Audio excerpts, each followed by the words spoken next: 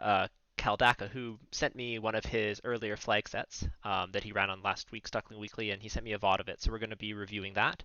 And then after that, we're going to take a look at an entrance floor seed, specifically one that's targeted to more like duck level, introduction level players. And we're going to kind of break down, what you should be changing about entrance floor, what things to watch out for, general strategy, and things like that. If you want to learn a bit more about that type of stuff, we're definitely going to be covering this in a Duckling kind of reveal shortly. But this should be a little bit more, interactive, so I'll be able to answer specific questions and things like that as I'm playing versus the Duckling flag sets, which tend to be like pretty broad. So to begin, I just want to do a quick flag overview of what we're going to be looking at for the flag set that Kaldaka ran. So this is the flag set that we're looking at, which was, of course, last week's Duckling Weekly. So no spoilers for this week, but that's what it is.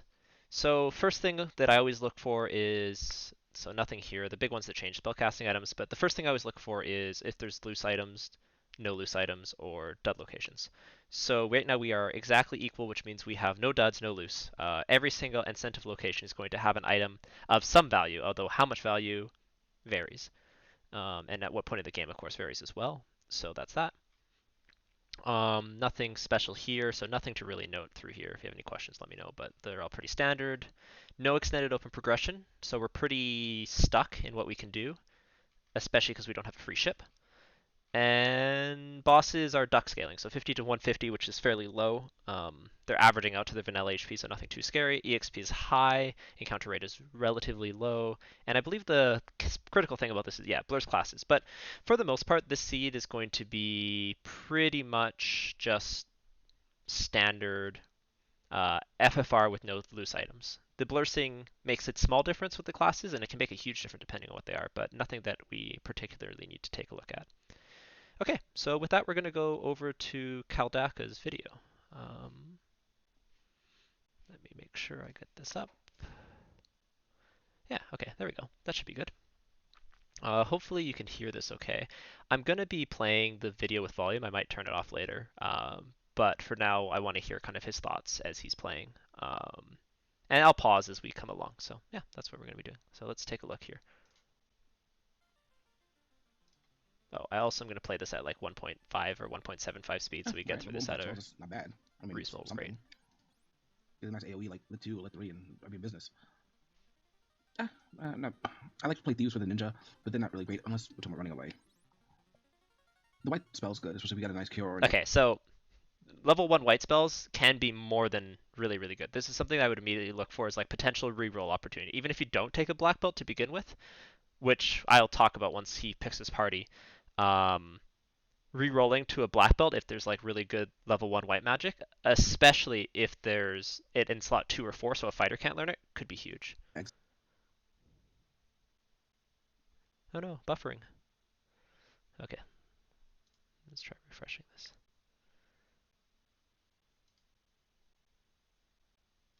Internet, why? Alright. Cal. Okay, so with this experience level, let's wait until he picks his whole party here, and then we'll take a look. Sod.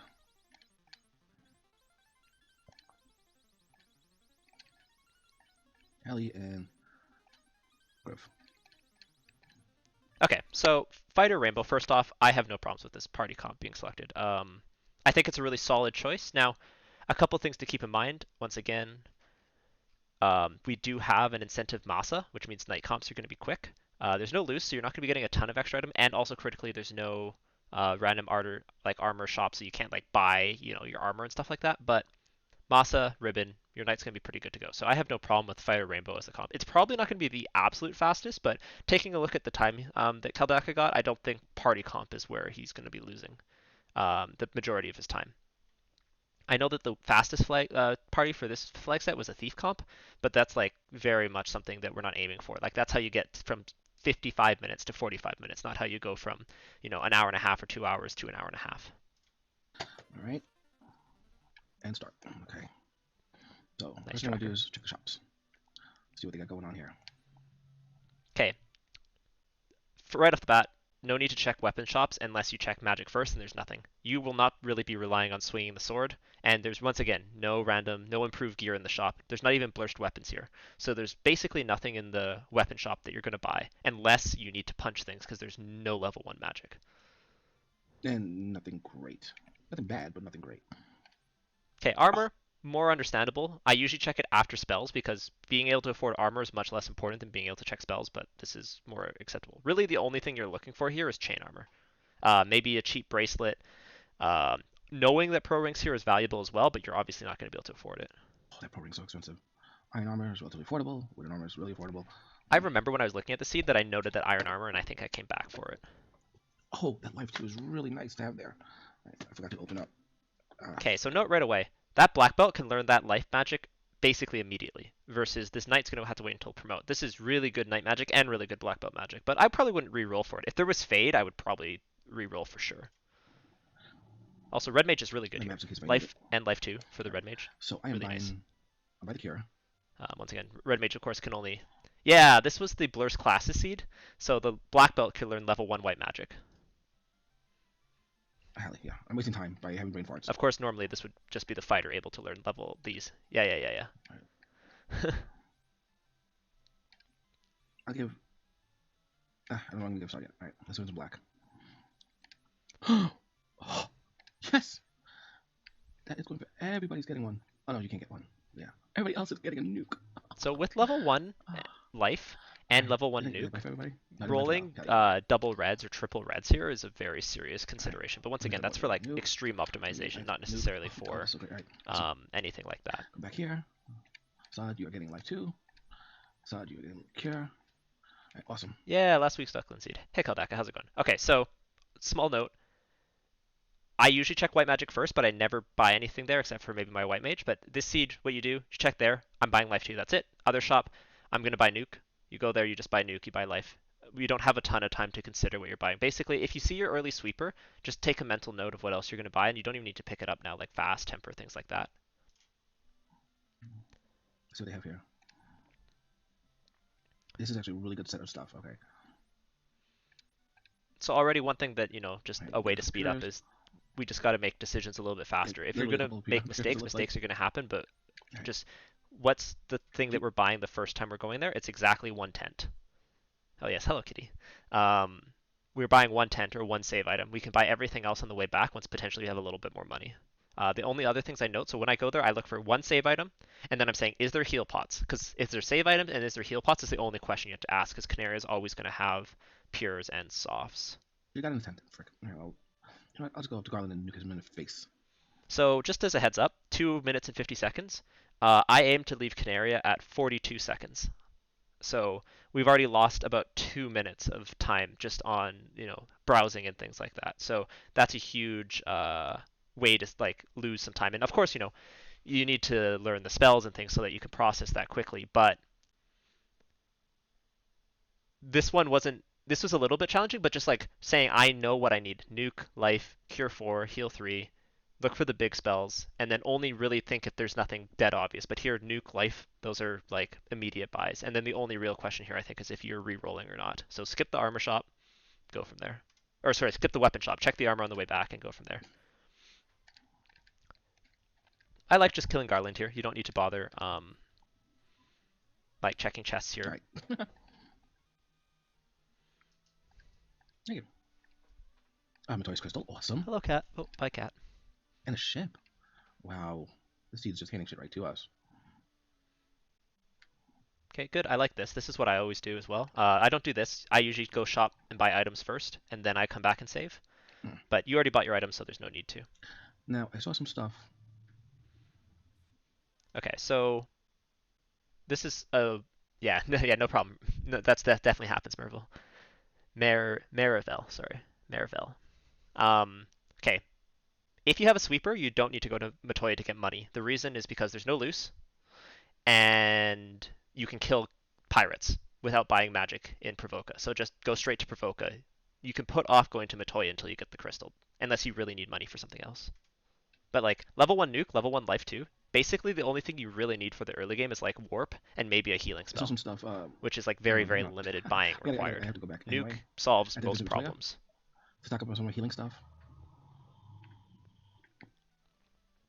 Here you go. Oh, okay, you had the crystal. Never I mind. Take knew everything Rattler was back. like almost open That's to the me. right play for sure. Excalibur. Mm. Mm. I'm gonna have to class change for that. Oh, where do I go first? Yeah. Here. Nuke solves most problems, insert joke here. Absolutely. But I mean, it does. I like taking these fights. The plus gold is high enough that you're gonna get enough money to like make it so that you can buy a little bit easier. So definitely something I would recommend. Can people see my mouse? Okay, you can. I'm gonna draw something on the I don't know screen how to here make Carol shortly. either. So Frick. minor optimization here. If you park the boat right here, these two water squares you can get water sound encounters on, but all of these tiles are free. So if you park the boat right here, you actually want to walk along here. I don't know if you can see my mouse very clearly, but you want to park your boat right where it is right now and then walk along here. It saves you 2 extra squares.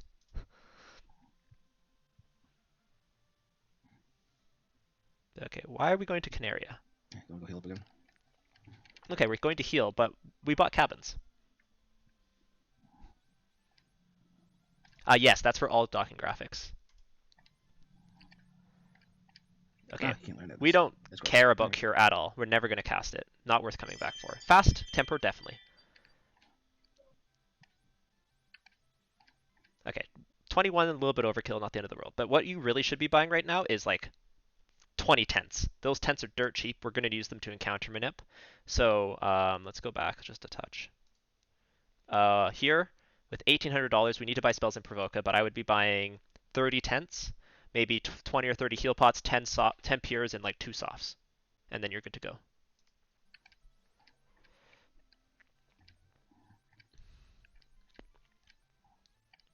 You don't need 7 softs.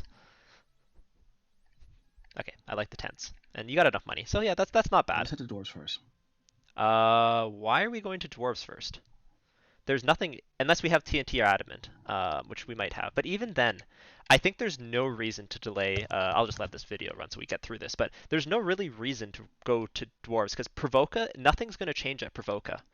We always are going to go to Maybe Provoca, pick up buy Isabella or spells, something kill else. Vicky. Oh. So we might as well go to Provoca Hmm. first in case we get both the adamant and the TNT. All right. And that taught me a valuable lesson. Save often. Oh, Enemy so script we didn't shuffle save. is So this actually goes back to that I don't habit know I about that. said, where you actually go in after you kill Garland, go in, get items here, exit through this exit here, walk back up, go save, and then reset. So that way you always buy items, save. That's what you should always do after Garland. That's what I always do. It's not the dead fastest, but it's pretty good habit. Look here. I hardly care. And why are we buying Cure? Cure doesn't matter. Cure does literally nothing. No offense. Like Cure does something, but it's just not worth the time to cast or the time to buy. That was rough. Okay, 20 heal pots. Okay. Hey, I like this buy this time. Oh, why are we buying cabins instead of tents?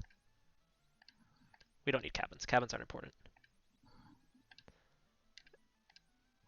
And now we might be a little bit too broke to buy spells in Bicky from Provoca, even with the pirates' money. So once again, we did the exact same thing. We bought and then we didn't go save. So buy first, then go save. Yeah, exactly. Cure's not doing anything. It's not worth going back. You have Nuke. Nuke is life.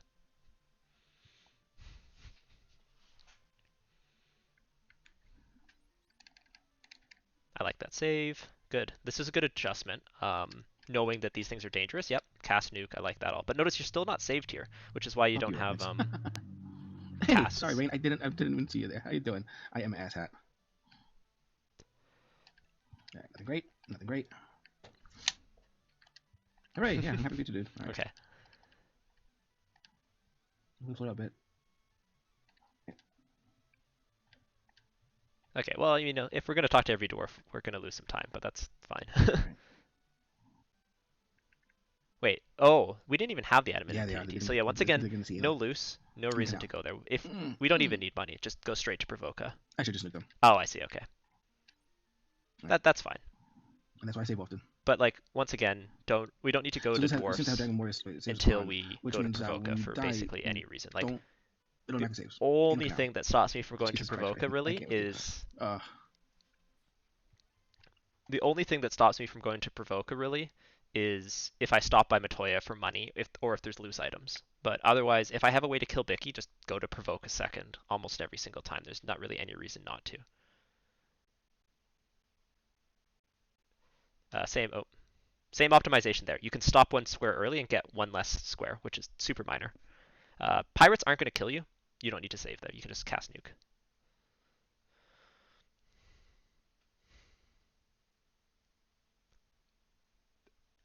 So a little bit more timelines here. My goal for killing Bicky is usually around 3 minutes, 3.5 minutes if I have, maybe even less. But like we're about 9 minutes behind where we could be if we just went to Matoya, turned it in, and then went and killed Bicky.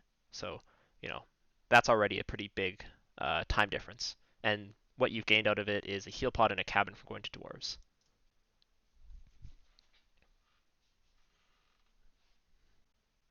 Yep. Okay, canal. So we have the ship, we have the canal, which means we have Crescent Lake available, so that's something we need to be thinking about. Nothing worth buying. This is at 1.75 speed, so that was like 10 seconds in the armor shop. Um, I like buying a few houses. That's a good play. Also, I like killing Bicky first, so that way you have more money for spells if you have a spell to kill him already. Okay, Cure 3, that's it. Don't buy it on the Red Mage first, because you want to put your sweepers there most likely. But I guess with level 1 nuke, it's not a big deal. Lock and Brack.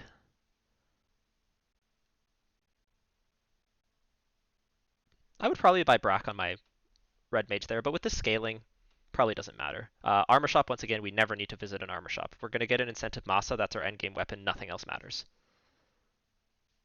Melee weapons do not matter for mages. Red mages maybe if they're swinging a Vorpal. And yeah, save. Oh, reset out. It's way faster. Once you save, just reset out.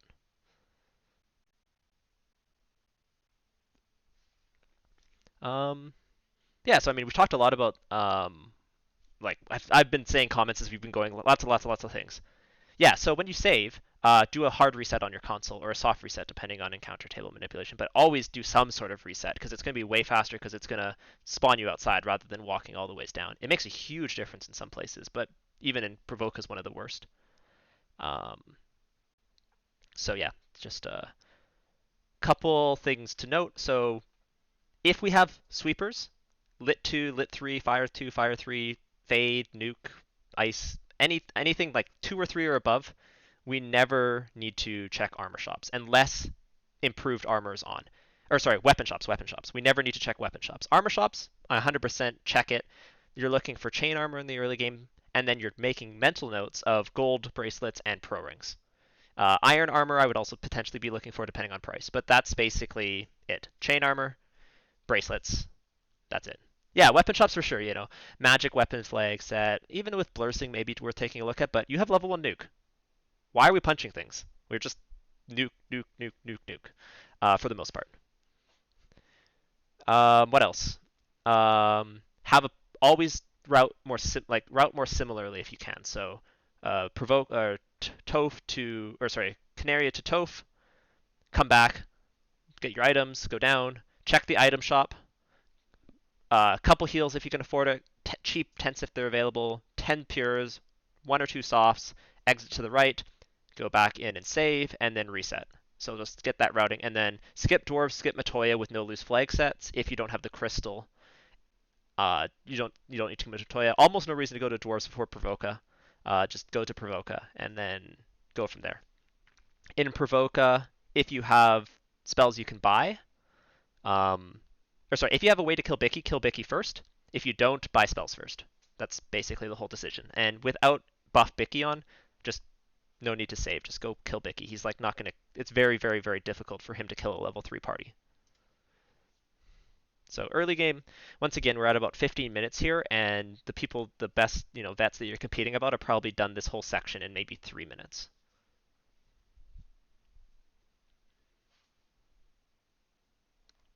Track during battle if you can. That's what I try and do. So like I remember what I'm doing, and then I track while battle's ongoing. That's going to save you a lot of time. It also looks like you might have emulation paused, while you're clicking elsewhere, you might want to keep that on so that way you can keep navigating with one hand while you track with the other.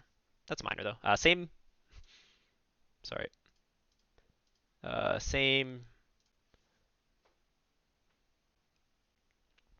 I think you guys know what I'm going to say, but same dock thing here. You can boat there, and then you want to walk along the docks.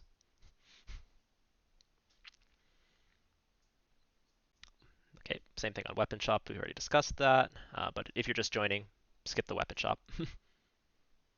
Nothing we care about here except for warp. Good. What are we? Oh, we're broke, so we're trying to get some money. This is really dangerous because you just walked all the ways down here and then didn't save. So basically, whenever you're leaving a town, you almost always should be leaving by saving and then resetting out of the town. It's just safer, faster, better. Okay, so we're wanting to get a few levels here. I'm totally okay with this from a duck perspective. I would be checking. There's different encounter zones here that you can check, but I wouldn't be too worried about that. I like the gist of like I'm gonna check for get some levels, get some money. So that's overall good. Was there another reason you were doing this, Kaldaka?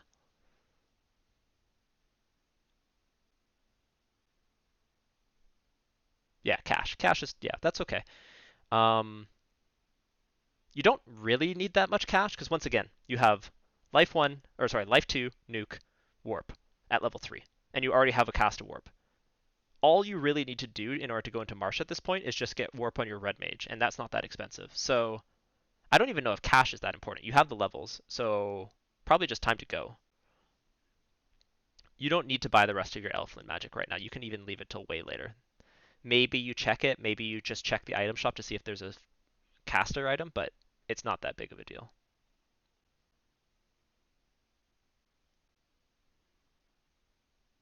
Okay, so like learning spell permissions, but that's not. I think that's minor. That's not important. Uh,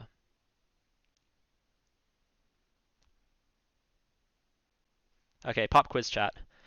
What white magic spells do we care about that are left in the pool from what we've seen? How many spells do we actually care about that are left?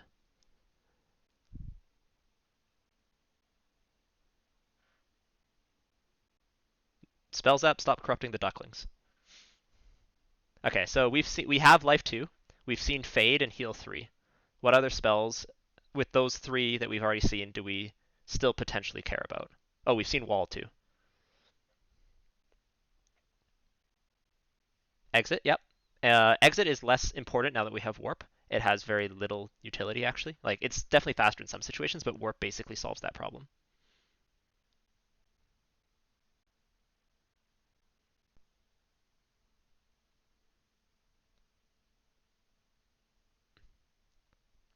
I can think of 2. One that doesn't matter nearly as much at this scaling, and then one that I would say is, relatively important. So Harm 4 is not a bad answer, but Fade is actually better than Harm 4 in every situation, and it's low enough level that you don't really need the extra casts. So the 2 spells, Cure 4 and Invis 2. Those are really the only ones. Yeah, Cure 4, exactly. Cure 4, Invis 2. Invis 2 at this scaling doesn't really matter that much because you can just speed and power your way through these 150% bosses. But Cure 4 is pretty good safety net for keeping your life caster up, keeping your night casters up. If I saw Cure 4 and Invis 2, I would literally stop checking white magic shops. So once again, keeping that list of spells that you care about can save you some time. Now this is a little bit more thing, but like that's your kind of list of spells that you need to do if a seed's going well. When a seed's going badly, you can buy a lot more. You can consider more in-depth things, but if a seed's going well, don't overcomplicate things. Just think about what you're caring about. Okay. Same thing for black magic. So we just saw fast. We've seen fast, temper, nuke, lock, warp. Is there any other spells that we still care about?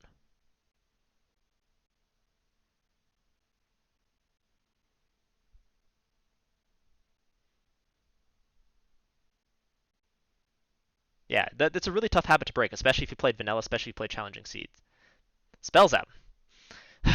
See, this guy wins the spring tournament with like Quake strats because he runs like a thief solo and a white mage, but Um, but yeah, literally those 5 spells are the only spells that you care about. You do not need to buy another black magic spell for the rest of the game. You can buy like maybe Ice 3, Fire 3 if it's like at level 2, 3, or 4, just so you can have some extra charges so you don't burn all your nuke charges. But like level 1 nuke, level 4 fast, level 1 temper, you're set. You could literally never check another magic shop for the rest of this game, and that will save you a ton of time.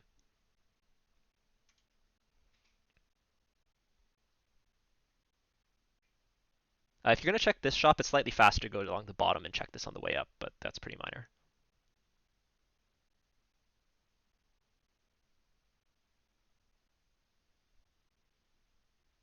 Okay, I like this. Reset out here, but you know that now, so not a big deal.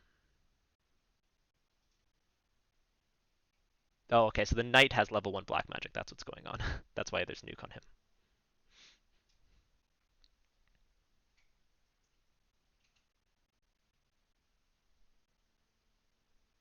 That's all good. Hopefully you're getting something out of this already. These are all, of course, minor things, but I think in Thunder's video he was entering Marsh maybe around the like 8-minute mark or something like that. Okay, did you save before you went in here?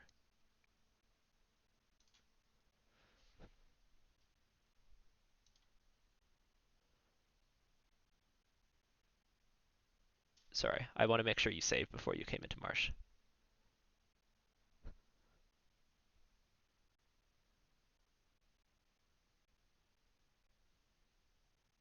Oh, okay, you did. Okay, so you don't reset after you use tense either. It's a little bit faster to reset after you use tense as well. That's what I was missing. But that's pretty minor. So we'll watch this as it plays. Yeah, that's a good point too. But I think that's a fairly minor optimization. But yeah, like tense do heal you a little bit.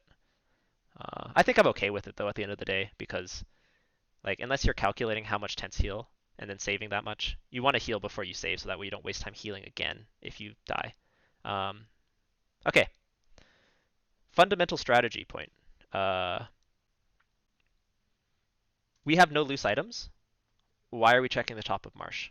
We have Nuke, we have Fast, we have Fade, we have Cure 4. We are super mega buff. We could probably cast nothing but Nuke and Fade for the rest of the seed. We don't need anything. Maybe we need a ribbon, but it's incentivized. Maybe we need a sword, but it's incentivized.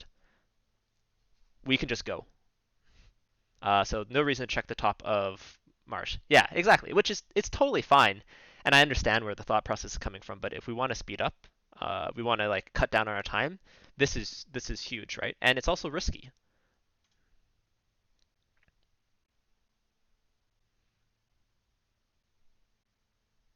Oh, even better. Okay. Okay, that wasn't so bad. Okay, minor routing thing. Top right room, left room, bottom room. That order, but it's pretty minor. Wow, that is a terrible weapon to keep coming back for. um. Oh god, you're gonna get blazed, aren't you? No, no. Oh, the pain, the agony. Okay, you're going down at least. Oh, never mind. We want that Falcon. No, this was Greggly Puff who rolled this seed, but yeah, spiders with blaze does seem like a Danny thing to do, doesn't it?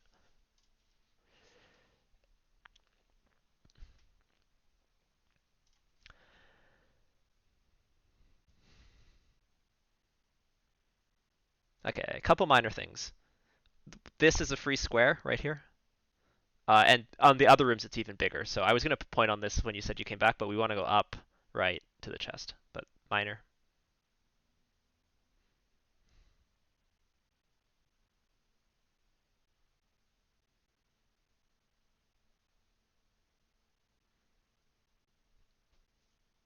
Oh no, wow. What is this marsh? This is terrible. Okay. Oh, okay. Can someone please explain the Danny joke? Okay, so Danny was part of a duckling class that had blaze spiders in their final seed, and it ruined everyone's life during that ducklings class. But then Danny it's followed her everywhere. Every time she rolls a seed, the spiders have something terrible. So that's why we whenever there's something bad with spiders on it, we always say did Danny roll it. Okay, you skipped the link chest. That's good. Yes. Not all walls, but the walls in rooms. So these walls right here. In the upstairs, that one room is a perfect example. There's a huge wall, and you took a bunch of extra steps because you went up instead of along the bottom and up.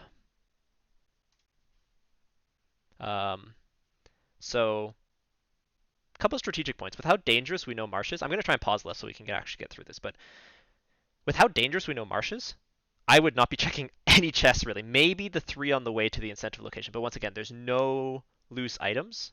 We can run, or we can just go at the incentive, and then other critical thing, use warp. We can get out of here for free with warp. We have enough charges of it.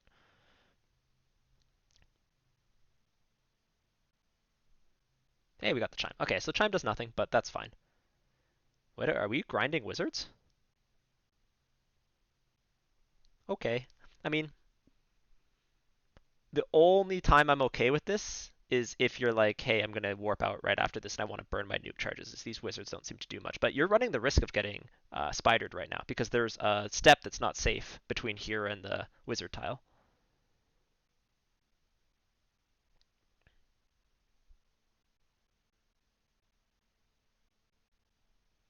Okay, good. I like the use of warp. You remember you did a really smart thing. You bought houses, so you could have warped out of the top too if you really wanted to go to top first. Um, but warp use, grinding the wizards for nuke. I like the thought process behind that. Like saying, I'm gonna burn the rest of my spells, then I'm gonna warp out. I like that. That's good.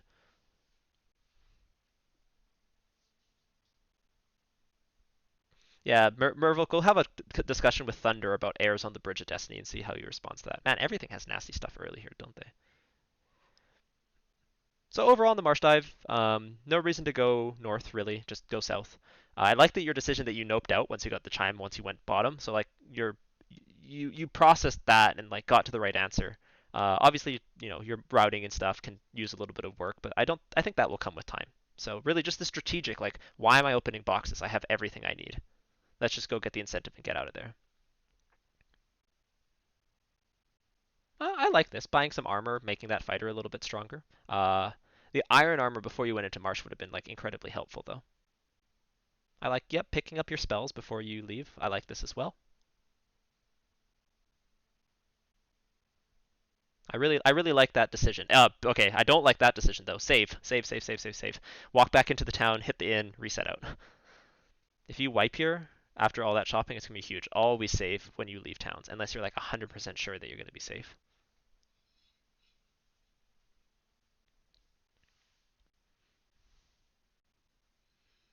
Okay, so with what we have the canoe, we have the canal, we have the ship. Where are we going? Going to Melmond. Okay, so why are we going to Melmond first? I'm just curious.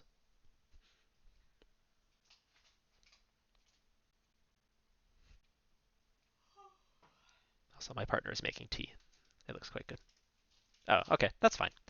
One reason you go to Melmond is if you have a slab to translate, or you need magic. Like if your magic's garbage, level 1 through 4, you can come to Melmond first. But our magic's amazing. Even if there's good magic here, we don't want to buy it yet because we're too broke. So let's just go straight to Crescent Lake, or go straight to whatever incentive location we want to go to. Magic garbage anyways. Harm 3 doesn't matter. There is no black magic that we care about. Okay, at least you didn't buy anything. Oh. Checking for hints again. Okay, I'll forgive all checking for hints. I understand. Uh, Everything that applied about weapon shops still applies. Armor shops, we haven't found gold bracelets yet, so it's okay to check it. But preferably, once you're out of the early part of the game, you generally speaking only want to go to a town if you can buy everything there, so that way you can only single dip a town. So like Melman, I would be waiting until I have a bunch of money so I don't have to go back. But it's not. Those are more just like things to think about. Like I don't want to double dip a town, so I'm going to wait until I have enough money if I have everything I already need to clear more of the game. Where are we going? Okay, good routing to Crescent Lake. I like it. You're a little bit too far south, but that's okay. Yeah, yeah, but that will come with time. I'm trying not to be too hard on your routing or anything like that because like the exact step locations and stuff will just come with practice and time. I am trying to point out things that you might not even be aware of, so that way when you that you can incorporate into your game later. Okay, thank you, Crown Glitch. 155 gold for the crown always until beta's live. Yep. Once again, we found gold bracelets, we found pro rings. We never need to check another armor shop. We can just skip it for the rest of the game. There's nothing else we care about. And weapon shops, we never cared about anything, so we can skip it from the beginning. Yeah, there's a bug that crowns are always 155 gold, and what's it called? The loot's always max price or pretty close to max price, but that's going to be gone soon. Um, so once again, I would check white magic, but not black because we only need cure 4. But once again, not the end of the world. I'm okay with you always checking magic shops, but the weapon and armor shop checks I would try and improve on if you can.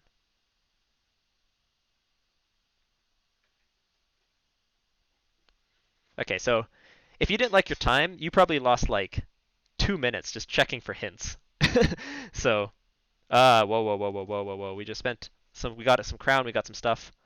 When you exit there, first it's faster to cast warp. Second, if you're gonna exit there, go back in and save. I think that's a big habit that we gotta get into here because you're gonna get burned. You already did get burned once actually, but it's gonna keep happening. So get into that force of habit. I'm gonna warp. I'm gonna walk back in and I'm gonna save. Oh no, don't get punished. Okay, nukes solves all problems.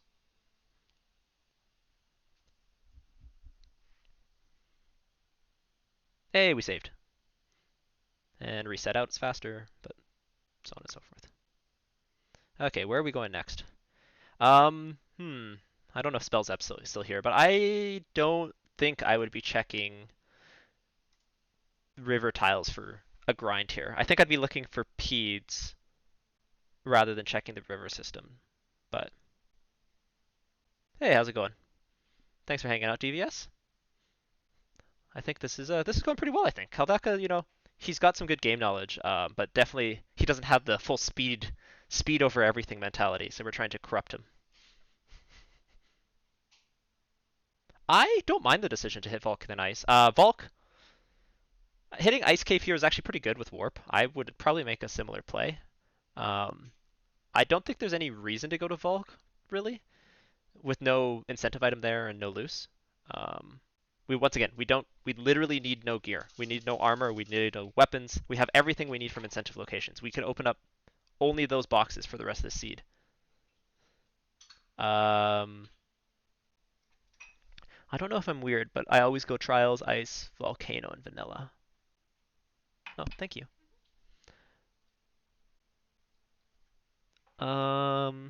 I don't quite know what you mean by that. If you just mean the order that you do them in, then yeah, sure. I don't know. I haven't played Vanilla since I was like 10. Okay, I anticipate a volcano wipe coming up here potentially. Maybe not. You have Nuke, but there's no reason to go to volcano right now. So if we die here, the only thing we need to get out of here is killing carry and maybe some a little bit of experience. If we don't accomplish that, or something gets in the way of that, and we could just come back here later with the floater, we've lost a bunch of time. So definitely routing decisions. No loose. You almost always want to be hitting incentive locations first. Ah, this tea is wonderful.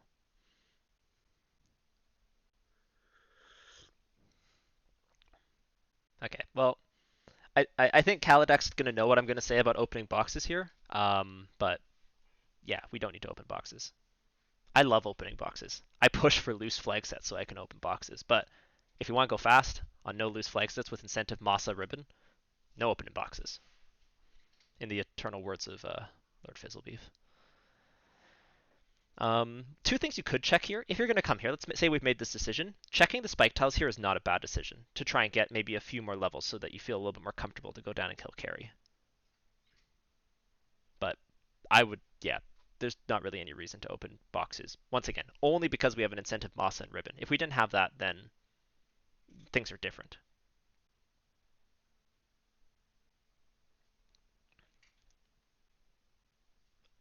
Okay, good decision. What? Why are we? The enemy selection choice is a little bit interesting. Hydras are are pretty easy to kill. Okay, I like the warp usage here. So you know to use warp and things. You just don't necessarily know when. Like you don't realize it immediately. But I really like that. That's good. Warp is good. Pretty good pathing. Okay. Little pathing mistake there. You can save some more steps, but not the end of the world.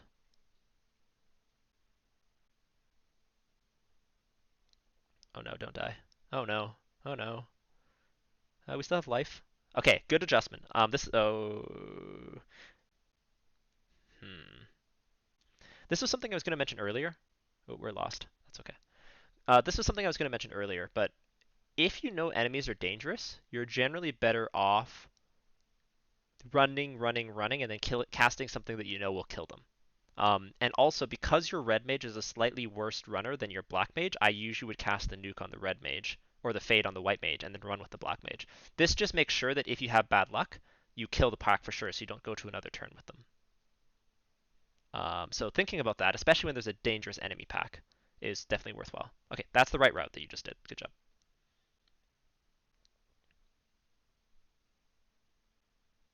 Heal hum is a complete and utter waste of time, but whatever, it's fine. I understand why people like to use it.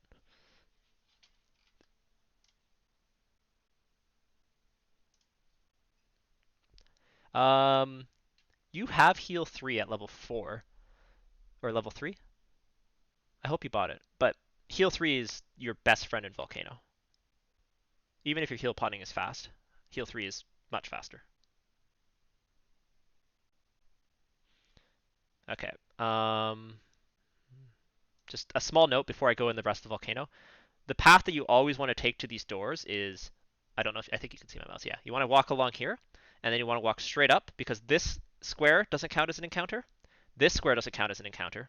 The one inside the door doesn't count as an encounter, and then neither do the ones along the wall. So, okay. So if you take this path down, up, right, open the chest, you have had 0 squares that can cause an encounter. That's really good. That's why this is called a free box, because you can open it for no encounter causing steps. So you took 1, 2, 3, 4 extra steps there. This is minor, but once again, I haven't commented on your other routing because I don't want to, like, you'll learn it. But I want to point out like some things that perhaps you don't know, so when you do improve your routing, you can at least think about how to come up with the most effective route. Okay, I like this decision of what chests you're opening. There's a free chest in there, but that's not a big deal. Oh, do we have an incentive volcano box? Okay, volcano's definitely much more understandable then. Ooh, kill this. Why are we not killing? Why are we not casting nuke? We're just gonna kill it with swords? You got so many charges. This is really risky right now though. So what I do in volcanoes, I always heal on the same places. Um, just so I know when I'm gonna heal and I have a mental trigger. So it's whenever I walk off like certain places and when I walk off fire. So for example, it's before the long run on the Agama floor after the first set of boxes I heal, and then once I get to the bottom left here, I also heal again, just to make sure I always have my health at a reasonable place. Also, if you have the encounter table memorized, you can heal when you know there's going to be an encounter, but that's like way later. For now, just make some points where I'm like, I'm going to heal now so I don't die. Okay, that wasn't incentivized, so yeah, no reason to go there. Quick trick here, you can warp, even if it is incentivized, to save yourself from walking out of these encounters if you don't want to take them. Hello, kitty cat. How are you doing? Oh, good girl.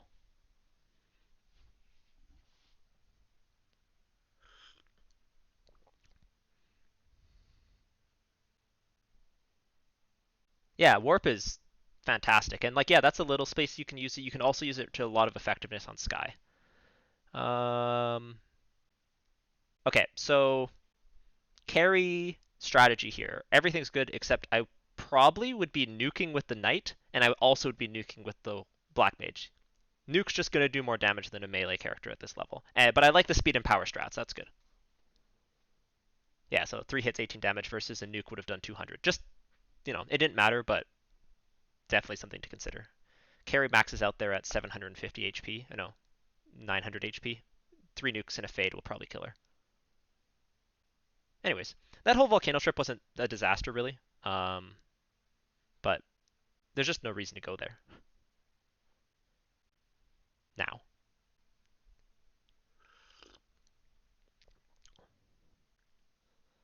Are we out of houses? Is that why we're going back?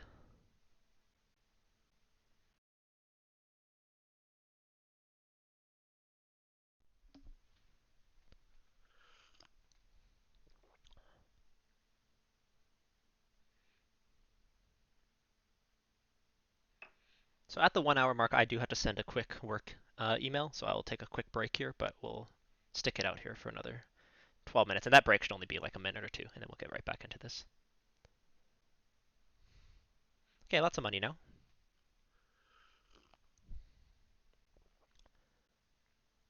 Okay, that's fine. So you bought houses at the beginning, which I really liked, but you haven't really strategically used them, so that's been a little bit unfortunate, but that's okay. If you don't have houses, though, coming back here to save before you dive Ice Cave is okay. It's a big time loss, and that's part of the reason this routing doesn't work really super well, but it's okay. I like buying the silver bracelets here. Not as good as gold, obviously, but at least it's something.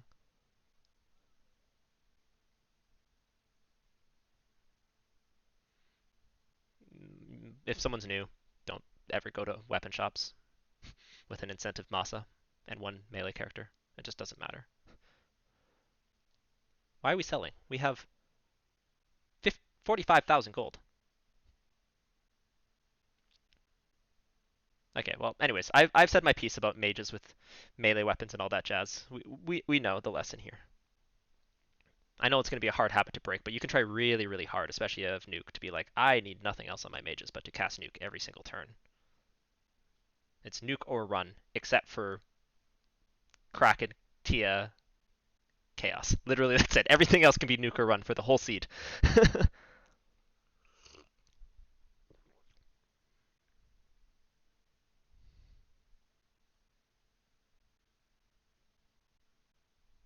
So obviously some time can be saved here on encounter manipulating the river and stuff, but I'm going to consider that not like what needs to be focused on here. I think it's the more like high level concepts of like what do I need to do? What's my win condition? How do I get through fights? What do I just need to in order to complete the seed? And really thinking about that is where you have so much time you can save right now, and that's going to cut 30 minutes to an hour off your time, I think. Maybe that's a little extreme. 30 minutes probably though. I like the save there. Okay, so if you get first, I would just soft reset as soon as I see that, but that's just me. By soft resetting, you make sure that you're not going to get the same encounter right away, and this fight sucks anyways, so basically it's like, nope, reroll. It's going to take more time for you to wait for that frost to finish than it will for you to walk back to that spot. Once again, though, fairly minor. Your levels are good.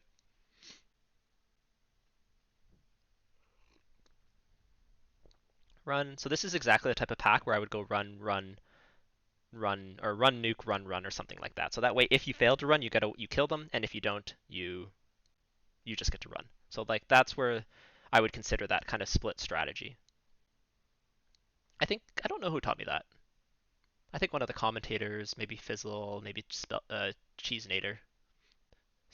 Spells App never teaches me anything. Just he just plays amazing, and then we watch and learn. Beats me by like 10 minutes on every seed.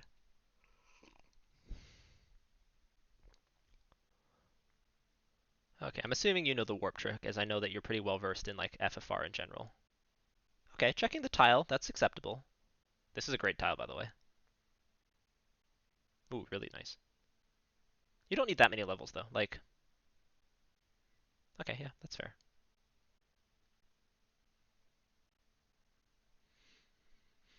Okay, so once we open this box, what should we be doing? We should be warping all the ways out of the dungeon. What will we most likely do? Full clear it, but let's see what happens. Come on, warp out. Oh, yes. Yes. Yes, Kaldaka.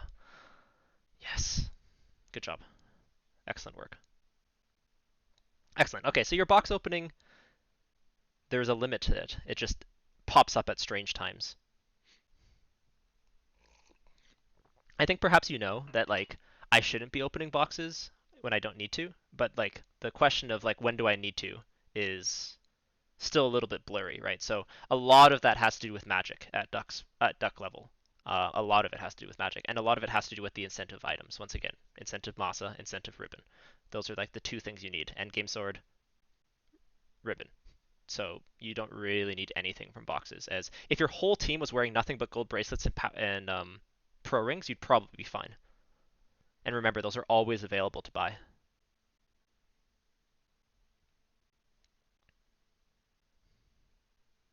Okay, so where should we be going next? I mean, I would have done Ordeals before I went to even Crescent Lake potentially, but Ordeals is definitely the easy next play. So why do I say that? So I'm like, oh, computing, Ordeals. No, no, no. Why do I say Ordeals? Well, one, we can kill everything in there. Two, it's worth pretty good levels. Ice is okay too, but like Ordeals is worth pretty good levels. Um, Three, we have warp, and that's the big one. That's really the big one. Like when I have warp and exit, or warp for ordeals, warp or exit. I want to go ordeals or waterfall, and or ice cave. And yeah, four, it's actually faster to go via the river entrance to ordeals than it is with the floater, especially if you can encounter manipulate the sea. But whatever. Um, but yeah, that's like a huge thing to consider. So I'm pretty sure I routed this in my seed. I'm pretty sure I did whatever, went to Marsh, checked Elflin, got Warp, and didn't care about anything else. And then I went to Ordeals, and then I went to Crescent Lake. I think it's okay to go to Crescent Lake and then Ordeals, or even Crescent Lake, Ice Cave, Ordeals. I think that's all fine, but skipping Volcano for sure. With Warp, the world's your oyster. Ice Cave's great, Ordeals is great, Waterfall, if Northern Docks are on, is much worse because it's farther away and you want to not double dip that. You want to kill Kraken when you're there as well.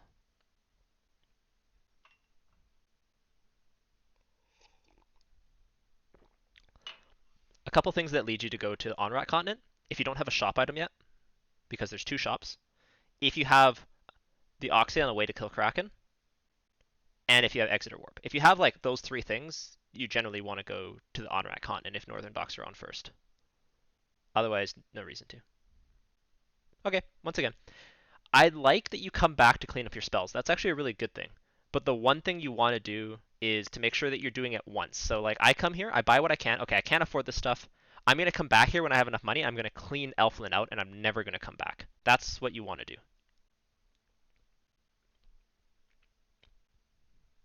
Okay, we're going to do the crown turn in. Yep, I buy that. That's good. Crown turn in before Ordeals makes a lot of sense. I would probably dock using the sea instead of docking here, because there's less encounters on the sea than there's on the overworld, and you can dock at the river system there, but that's pretty minor. Okay, Astos is gonna die. Yep, perfect. Has high MDef.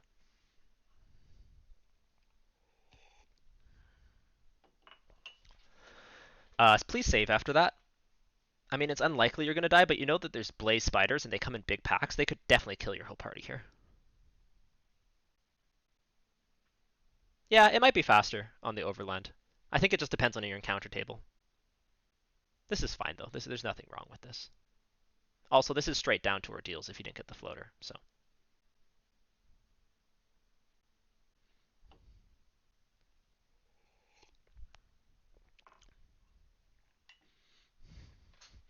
yeah, that kind of Oh, we're an hour in. Okay, I need to send that email. But I will be back in, as I said, just like 2 minutes. I just need to forward something to one of my employees, and then we'll be able to go from there. So I will be on break for the next, as I said, minute or two, and then I will be right back, and we'll continue reviewing this VOD. But kind of, let's do a little conclusion of what, like a little wrap up, put a bow on this for what we've kind of seen in the early game. So we've talked about weapon shops, about we literally never need to go in them almost regardless of everything unless there's no level 1 magic or level 2 magic and maybe even level 3 magic, then maybe you start checking weapon shops. But if you have a way to kill Garland, you probably don't need to check weapon shops with this.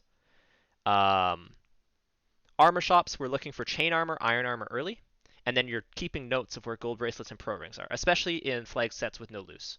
Or sorry, with no loose, and you're not going to be opening up a bunch of chests. So gold bracelets and pro rings are going to be like your thing. So keep track of where they are and even maybe take a note for it. If it's going to be slow you down, but you're going to take notes for that, that's what you should do. Just focus on the right things. Focus on the things that are important. Um, We've talked a little bit about free squares, but I don't think that's going to save a ton of time. Just good to think about.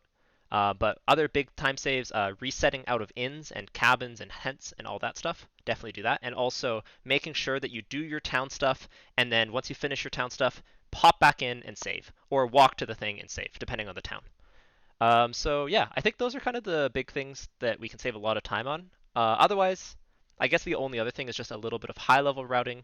We don't need to do volcano right now. So we could have done ice, ordeals, crescent lake. Those are all kind of okay because we have warp, and then the crown turn in. So yeah, let's take, as I said, about a couple minute break. I'm going to refill my tea. I'm going to send my work email, and then we will keep going through this.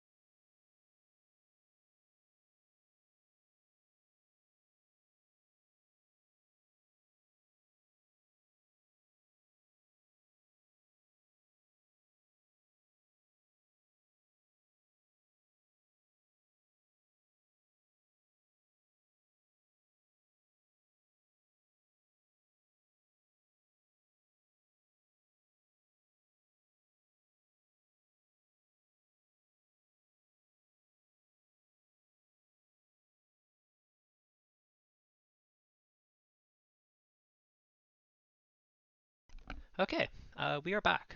Um, let's see what shenanigans are going on in chat here. So I ran for. Yes, you got bickied. The most classic of mistakes. Everyone has made it at least once, so you are not alone at that. Um, yeah, yeah, we have all been there. We just don't, be happy that it hasn't happened in an important race. As we saw that in the spring tournament, we've seen that in fall league, we've seen it everywhere. So it definitely hurts. Okay, let's get back into this. Hopefully, people have stuck around. And yeah, let's take a look.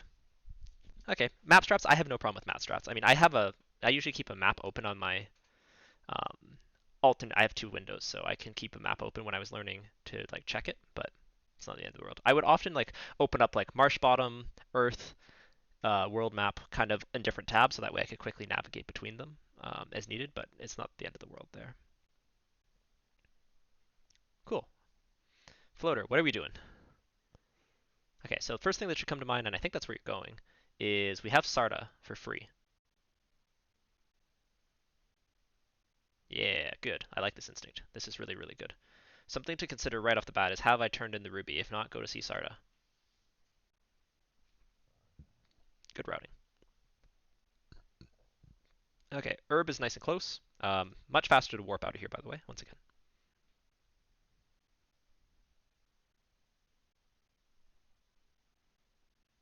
Yep, herb turn in makes tons of sense once again.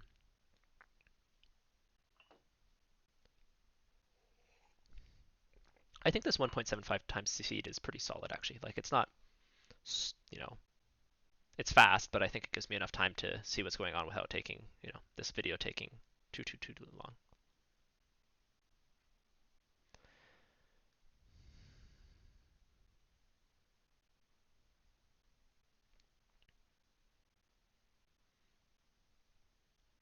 To be honest, I wouldn't even be casting nuke here. I would still just be running because, yeah, I talked about that like split strat, but like these wolves aren't really scary, so. But it's fine to adjust in the second round. You can save in the air. I don't know if you knew that, but you can save in the air. It's actually a good strategy in Cardia Isles with loose flag sets. You can save in the air, go down, check your thing, and then if you don't end up wanting it, you can reset, and when you reset, you are still in the air. So it saves you the up and down time.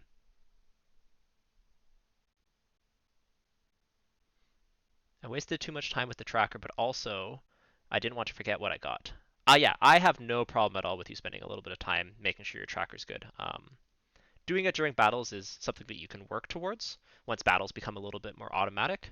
But take, know where to take the time, I guess, is something to consider. Um, Not much. Kaldaka made a very good decision to go see Sardo right off the bat, turned in the herb. Also, really good decision right off the bat. Only really thing to talk about there is just remember to use warp when you're in Sarda, Elf Castle, pretty much anywhere that's not a town. Use warp, and even in town, sometimes use warp walk back in and save because it's faster. We're going to go turn in the bottle. Okay, yep. Cool beans. Cube, okay. So that puts Sky in logic, but hopefully we don't go straight to Sky because Sky is not going to provide us with anything.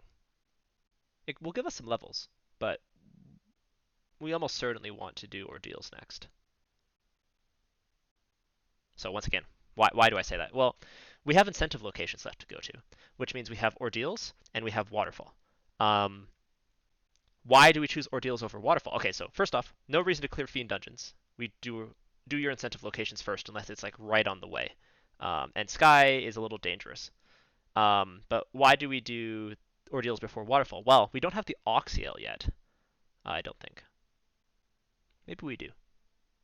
I can't read your tracker. Oh, we do have the Oxiel. Okay, never mind. You can do either.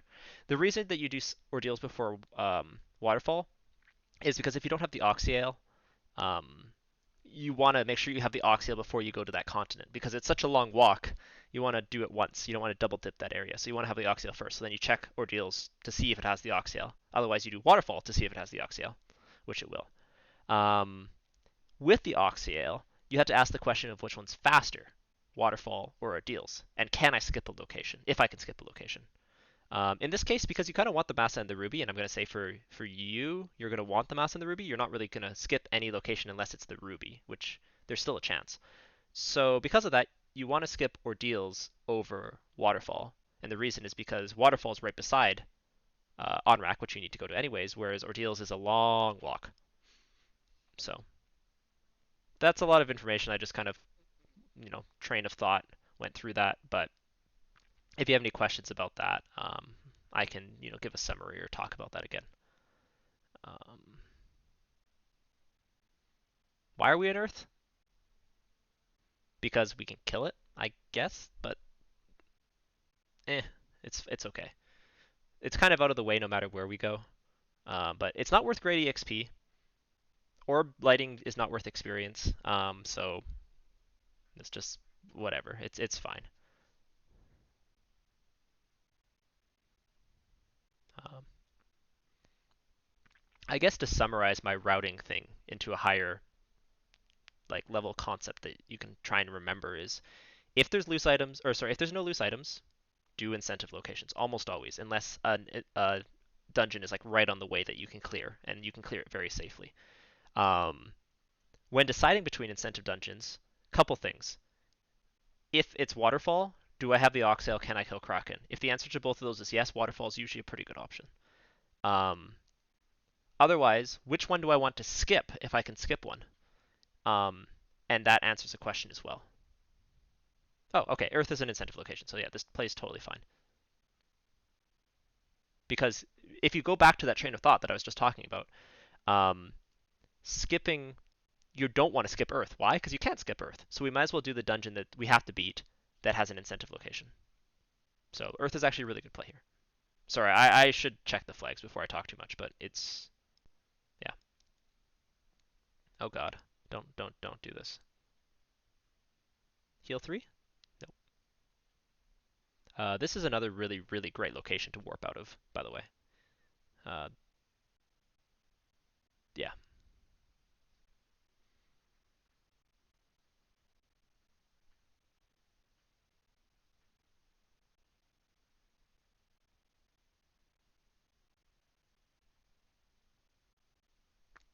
I don't know if there's a routing diagram for this room, but basically what you want to make here is an E, a letter E. Okay? So you want to walk around the bottom because there's no encounters there. And then to dodge all the spike tiles, you want to walk straight up in between these chests, open both of them. Walk straight back. Walk straight up, open that chest, walk straight back. Walk straight up, open both these chests, walk straight back.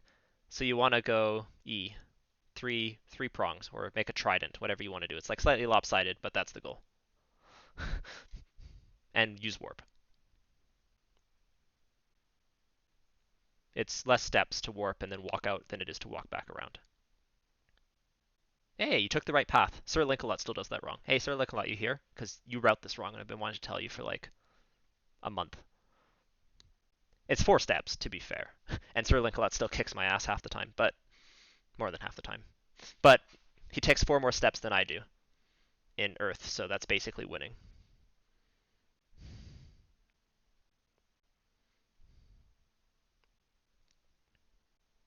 Yeah, W is another good way to put it. Whatever you can think of that makes you think like three-pronged. Oh god, you know what I meant. Three-pronged. Oh god. Okay, level's paying off. Please don't. Please no. Okay. This is winnable. 100% winnable. You should be casting nuke here though. Okay, never mind. You have no nuke cast left. Still winnable. Good backup. Nice job. Why do you have no nuke cast? I guess you haven't saved at an inn for a while. But that's deeply suspicious. So, oh, bad choice. Melman's. Oh, okay. You're coming here for the slab. Okay, that's okay.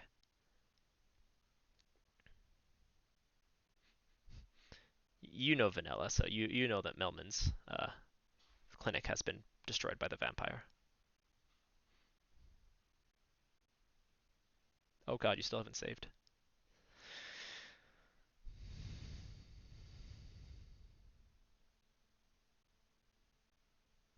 Provoke it. Interesting. I don't know which one's the fastest in terms of getting people revived.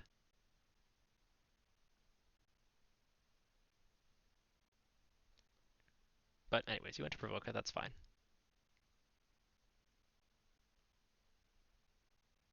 I think I would have gone to Crescent Lake, sailed straight east, went to Crescent Lake, and then went to Melmond. But that's probably whatever. Um, Here's where those notes that you had before come into effect. Ooh, save, save, save, save, save. Oh, okay. But here's where those notes come into effect. Once again, only thing you need to do is pro rings, gold bracelets. Yeah, okay. So gold rings, pro rings, gold bracelets. That's all that matters. If you have those remembered or noted down, literally pen and paper or on a notepad, like that's what I do or did, um, then you're golden, and you never need to shop for anything ever again because pro rings and gold bracelets are the only things that matter. Yeah, that makes sense. Based on the fact that the pro rings are in Canary, I think the best play there would have been to go to Canaria to revive and buy the pro rings, but that's whatever. Yep, this decision's okay because once again, is going to Lefane faster than doing waterfall or ordeals? Probably, especially considering you already did the slab when you were in Elf or in Earth.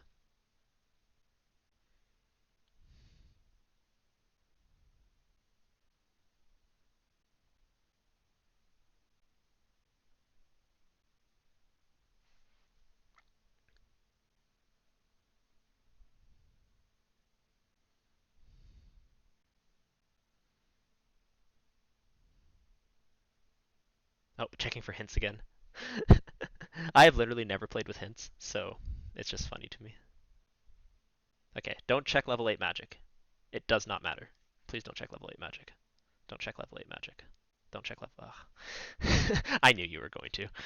But once again, there's literally no spell we care about, and if Cure 4 is level 8, we still don't care about it because we're never going to cast it. So um, your ideal levels here are like 24, which would give you one cast of level 8 magic. But even then, we like care so very little about it that I would, in most duck flag sets, I probably would never ever check level 7 or 8 magic. The only slot I would check with a red mage, if I had like red mage only, is slot 1 in Onrak because it's red mage learnable, and if you like don't have life, important, or red wizard learnable. But outside of that, yeah. Come on, go promote. Dang it. Oh yeah, you're doing it. I think. Yeah, good. Okay, good decision. Well, actually, okay, let's back up. If you're going to promote in the seed, this is a good decision. But there's almost no reason to promote in the seed. It gives you slightly better fighter magic, or sorry, it gives you. Oh no, it gives you fighter life too. Okay, that's fair. But like in general, you definitely don't need to promote to win the seed if you're trying to go as fast as possible. But for your like level, I would. This is fine. Um, Obviously warp out there. It's way faster. Well, maybe not so obviously, but warping out there is way faster. Have you still not saved? It just gives me anxiety. Something that comes together is that like once you start encounter manipulating, you start saving more often because you know when where in the encounter table you want to walk. But getting in the habit of kind of saving when you land and things like that will actually help you start to encounter manipulate a little bit more. Like if you're always um, power cycling, it makes a big difference to like start working on that encounter manipulating. It's kind of like at the beginning you don't save. Then as you get better, you start saving, but you don't encounter manipulate.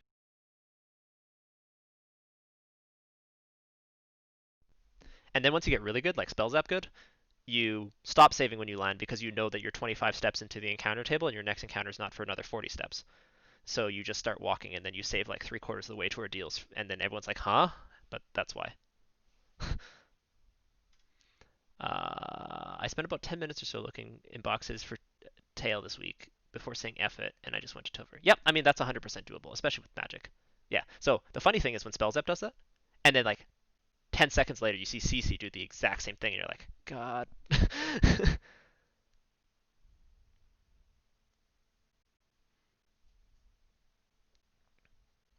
It's not that hard. I don't really do exact counts, but I can do it by the music.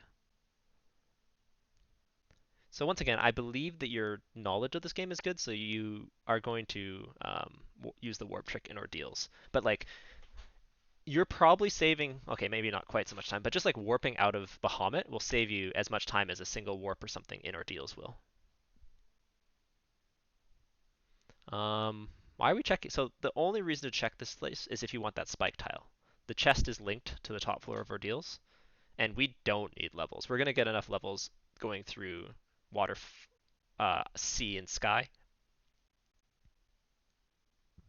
Yeah, so as expected, you do know the warp trick.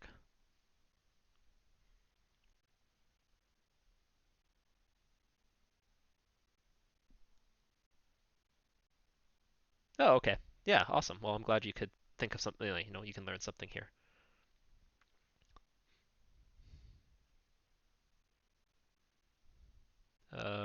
Nice.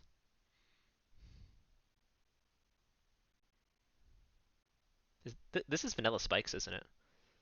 I should have recognized that a long time ago, but yeah, it is. The Agamas and R Giants or Red Dragons kind of made me think that. Same thing here. Oh. If you want to take this fight again, that's kind of reasonable. Like they don't really do much, and you can get some levels. Hey, Ice 3, big brains. Okay, obviously, or not obviously, but you want to walk this way. Save, no encounter, no encounter. Walk up, open this chest, and then walk this way, and then dodge the spike tile the second time if you want to. There's a tile right here that doesn't look like you can step on it, but you can dodge that spike. Um, of course, the real big brain play is not walking along the walls this way, it's skipping the chest, because why are we opening boxes?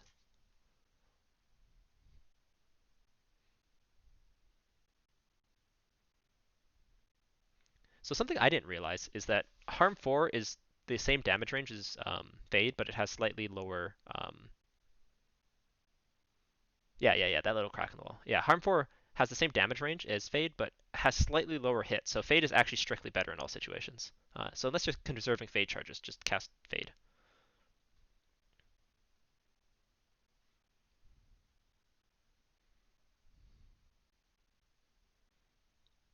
By Zombie D.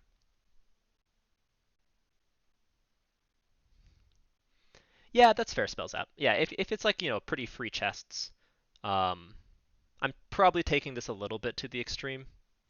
But yeah, you can definitely open some boxes for 2 ribbons. But this siege, you have 3 life casters, you have 3 nuke casters, you have 2 fast casters. Like you're in pretty good shape. You could keep the ribbon realistically on the knight for the entire all of Topher and be pretty safe, especially with 50 to 150% scaling. Oh, Merva, little crack in the wall. I will quickly show this, and then we'll go back to where we were.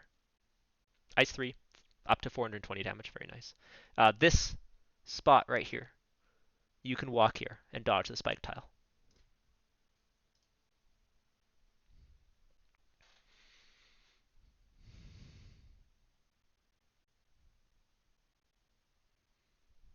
Yeah, there you go.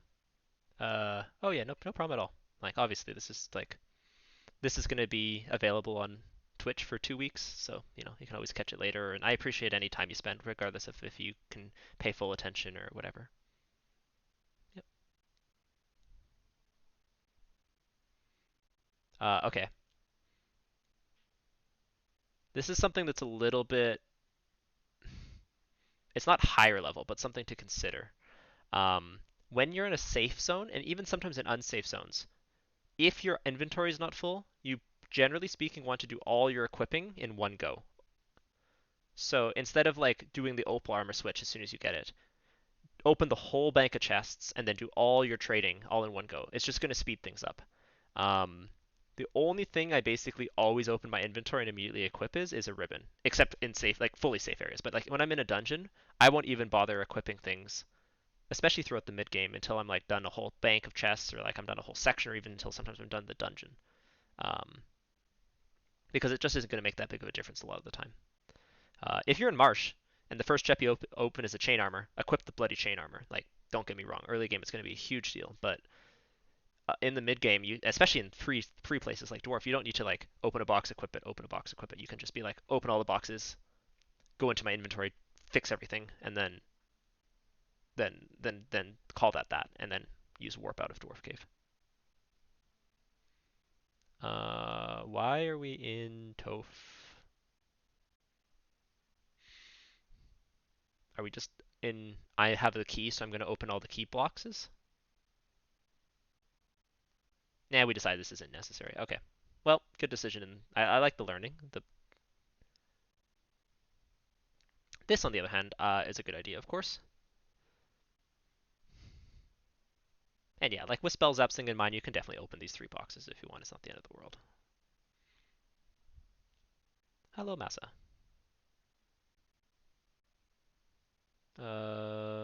Okay. Yeah, that's reasonable.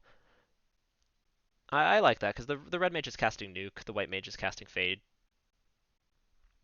It's okay. Why are we back in Elfland?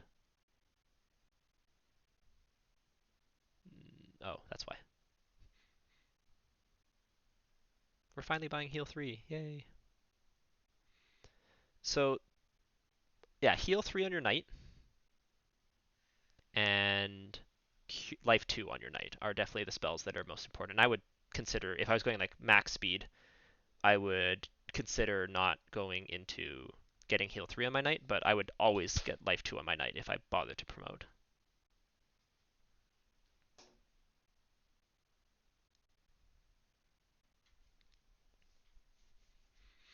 None of these spells matter. We're never going to cast them.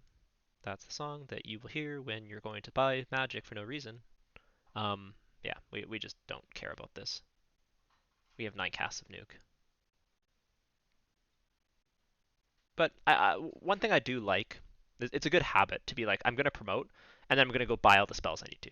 It's just that list of what spells you need to buy needs to be shrunk to my knight needs life 2, my white mage needs cure 4, wherever that is, and maybe my red mage needs to pick up whatever slot, you know, level 4 slot 4 or level 1 slot 4 or whatever.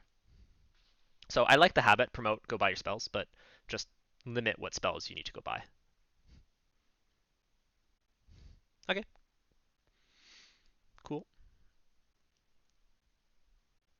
Mm.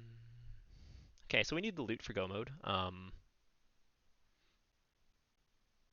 There's yeah, so like once again, we bought it, but it's literally like why are we ever gonna cast that? Anyways, I would probably do waterfall first here unless there's an incentive item in C Shrine, which there is. Okay, nope, this is cool.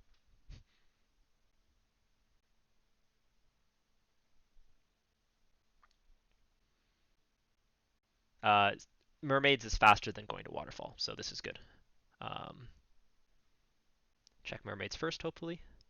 This I don't think you're gonna do it, but this is a really good place to use warp too. So you get the mermaids item, then you warp twice, and then you walk across if you're feeling safe.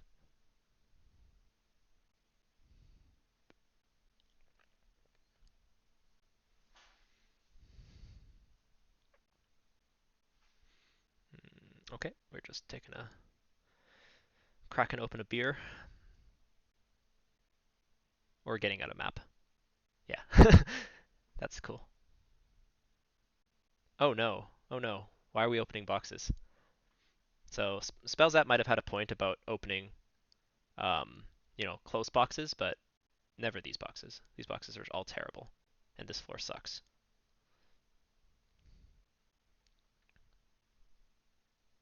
Wait, TFC is a habit of yours? Oh, oh. But spells up, the only spells you would have at this point, let's see if I can scroll up through my chat. Spells up would have Quake and Mute, and check the TFC box. Hmm.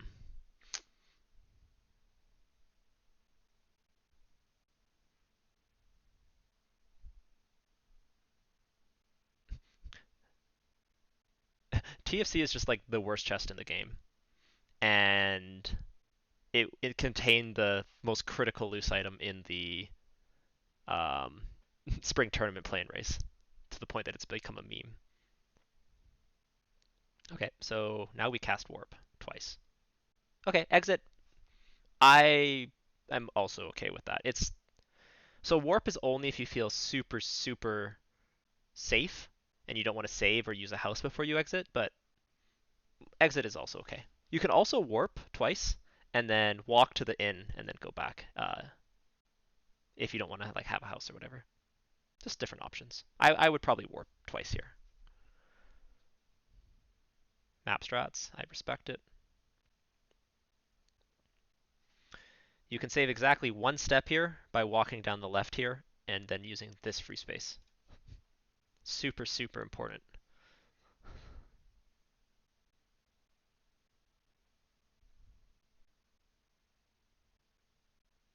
Yeah, TFC just terrible. Ooh, hello. Um, hmm. So without a ribbon, um, that white shirt is more valuable than the extra absorb because your biggest way your white mage is going to die is probably not getting punched. It's getting spelled. So the resistances that white shirt provide are probably more worthwhile. Also, the incremental improvement from a white shirt to an opal bracelet is smaller than the incremental improvement from a silver bracelet to an opal bracelet. So I would probably put that opal bracelet on the red mage, but eh, it's fine. Ooh, hello defense. Okay, as long as that gets moved to your knight later, that's fine. Okay, they don't have MDef. They have resistances.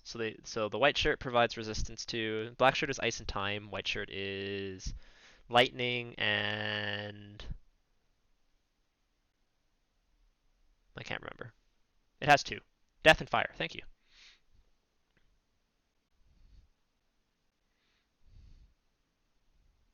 But yeah, of course the shirts are super valuable because of that. But they also have the same resistant. They have the same absorb as a gold bracelet.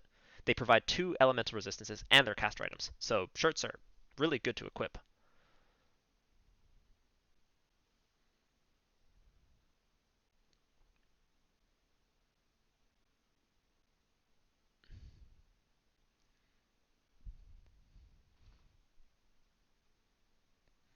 But like I like the general concept of like put opal on my life caster. Yeah, the shirts provide elemental resistances and have the same absorb as a gold bracelet. I like this play to go to waterfall before turning in the adamant in case this is the loot. So this is good. Save outside, please.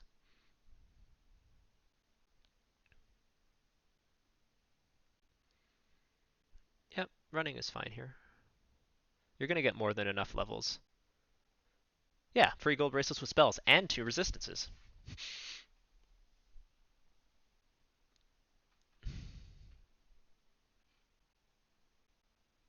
Yeah. So I would suggest. Hmm, Usually I go waterfall into sea shrine depending on where incentive locations are and things like that, but it's not the end of the world. The fundamental reason is that the enemies in here are good to kill for experience actually. And if you're scared about diving sea shrine, which you should be because it's terrifying, getting experience here and then going into sea shrine is better. You don't usually need the experience you get from sea shrine to kill waterfall, but you oftentimes those two levels in waterfall can make all the difference in sea shrine. Yeah, what Maryville's saying. Okay, good decision. Gets paid off with the loot. So the adamant is the ribbon. So I would almost certainly turn that in. Why are we doing this? Are we just taking levels? Yes, you should fear Sea Shrine. Sea Shrine is scary for a couple of reasons. One, the enemies hit hard. Two, it's actually a mid-game dungeon. And three, they come in large packs, and those large packs, if they have something, is going to wipe you like crazy. Also, Kraken is the scariest Fiend one. So, yeah, probably the scariest Fiend one. So all those reasons should make you fear Sea Shrine. Like if lobsters have something, or snakes have something, or ghosts have something, or ghosts just punch hard, or Arsahags have something, Sea Shrine is a nightmare. Versus, at least in Waterfall, um, there's only packs of small enemies or paralisks. Mummies can be a little bit of a risk, but you should probably know if mummies have something by now. DVS Warmech is a fiend too. Stop teaching the ducklings wrong things. What I mean by that is that Warmech spell list and stuff is part of the Fiend 2 shuffle rather than the Fiend 1 shuffle, so it's probably better considered a second.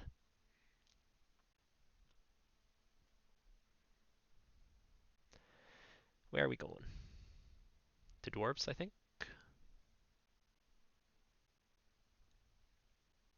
Yeah, I respect this. Get your ribbon. Worth it. Yeah, exactly. So who are those ribbons going on? So I would put the ribbon on my red mage here, because the white shirt provides resistance, an extra resistance that the red mage doesn't have, and they both cast life. But there's an argument to be made on the for the white mage or for the knight for that matter.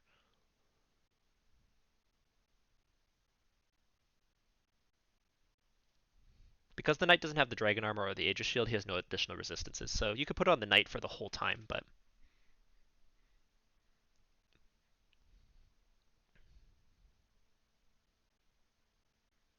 um, yeah, obviously I don't think there's any reason to check this, but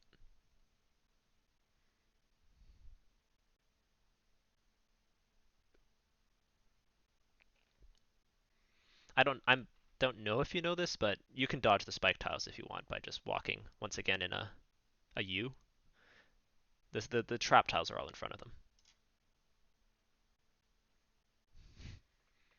And with vanilla spikes, those trap tiles are useless. Want to go punch something, go punch an eye or something. So at this point, we need to go kill Tiamat, right? So, yep. Uh, Slightly faster to park up there instead of down there, but minor. Hey, we saved before we went in. So, we're an hour and 55 minutes in. We have a Masa, we have an Excal, we have a ribbon, we have a white shirt.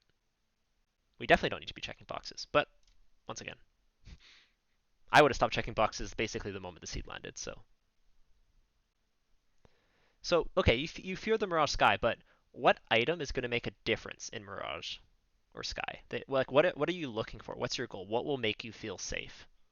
That's kind of the question. Because for me personally, if I was scared of this, I would not be scared because my gear is not good enough. My gear is fantastic. Oh, that's why you saved outside. Okay. I thought that's why you're opening boxes. I'm like, there's no gear that's going to save you. If you're scared, go get some levels.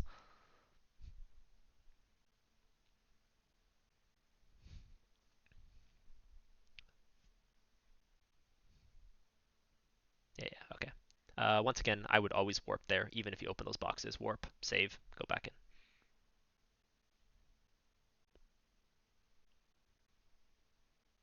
I know there's lots of information that I'm talking about as we play, so I'm going to try and give a summarized thing at the end again of like actual, like really important things to focus on next.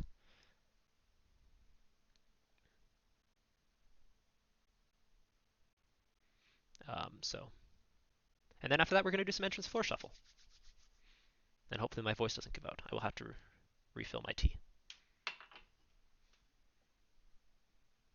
I've already had 5 hours of work meetings today, so the voice is definitely on overdrive, but that's okay. Okay, fine, you get a ribbon. But once again, would you have survived this Topher without this ribbon? Almost certainly.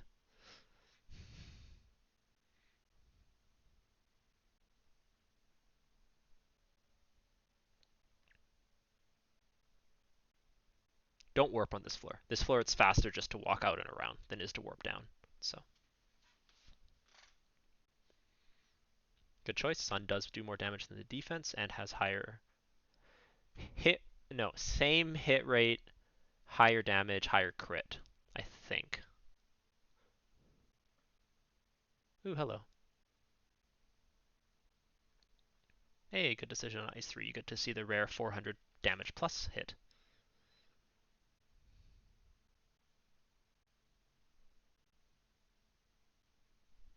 Is Crack's Death Elemental, isn't it? Is your knight not wearing a pro ring? Hmm. It's not the end of the world, but something to consider. Oh, it's Earth. Okay, never mind.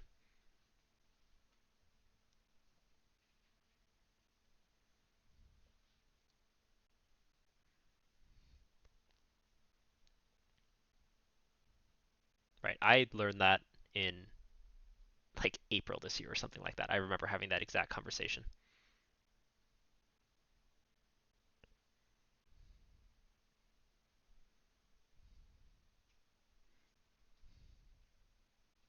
Yeah, coffee is probably not a good idea right now. I mean, to each their own, but coffee really affects me. I get like jitters. This is the ruby. You don't need to check this box. It does nothing. Oh yeah, I remember I checked that box before I turned in the adamant because it was faster to check that box than it was for me to turn in the adamant for the ribbon. But then after I noticed that was the ruby, I went and turned in the adamant for the ribbon anyways. Why would crack be ice? I don't know. Why would crack be earth? I guess it's crack in the earth. That makes okay. Never mind. It makes sense when I talk it through.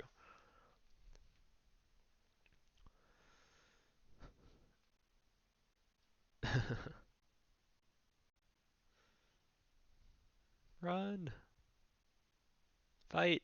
Your levels are high enough. I'm okay with you running from that. That's pretty good experience though. This is also pretty good experience. Yeah, that makes more sense. Now that I think of crack as like crack in the earth, it makes more sense. Yep, this is a fine fight to take. Your fight selection's pretty good. You have either a decent instinct of it or you've played enough vanilla to have memorized all their like EXP tables. But fight, not so bad. Box opening, definitely a problem. No, sorcerers are your best friends. Sorcerers in 90% of seeds do nothing. And then sometimes they have stone touch. And then they're terrible. Or death touch. But if their vanilla flag set is if their vanilla like touch is the worst thing that they can have, they're probably someone you want to kill because it's likely that they don't have it. No. Well, we're not going to get into how long I've been playing this because it's much shorter than that. I played this when yeah, like just over a decade, I guess I played this. Yeah.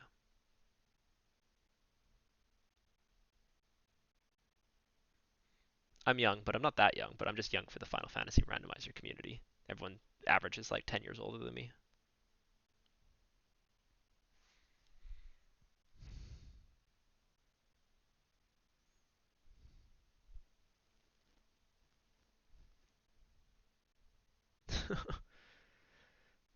Yeah, me and my brother always cooperated. Like we would play together. I would usually be I was the older sibling, so I would play on my controller, and then he would be like flipping the guides and googling, and making sure that we're doing things right.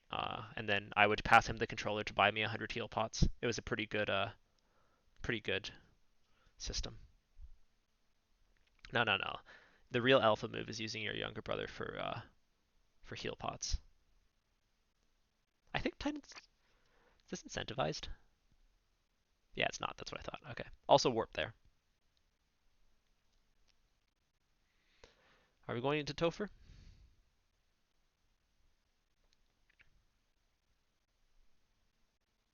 Ah, nice. You know how they always like meme about chair doing things? With turbo controllers, chairs actually do things. Okay, let's take a look at this. Yep, this looks great for Topher.